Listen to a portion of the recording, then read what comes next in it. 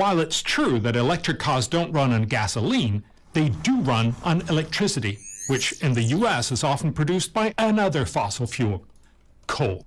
As green venture capitalist Vinod Khosla likes to point out, electric cars are coal-powered cars. Okay, even if you're using coal to power a car, I feel like I can draw from like 30 different scientific disciplines or just personal things that I happen to know in my brain of like, I don't want to say common sense, but anytime you talk about having a central manufacturing thing versus replicating that and miniaturizing that across a million different things, it's always going to be more efficient to have that particular thing in some central area. Like, that just seems so painstakingly obvious that if I have one big power plant versus 1,000 miniature power plants, the big power plant is almost always going to be more efficient.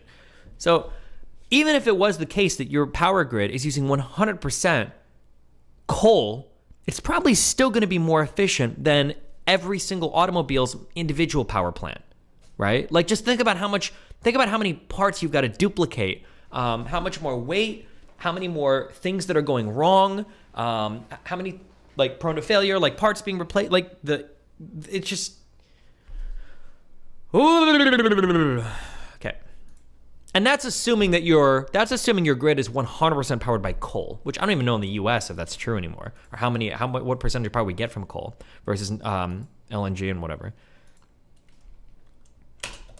That would be true if all the electricity they use comes from coal, but of course it doesn't. In the United States, some grids have a high coal component, others have none at all. And for the national average, coal fuels less than a third of America's electricity. Bye. Remember to hit that like and subscribe, and don't forget the notification bell so that my videos show up right in your feed.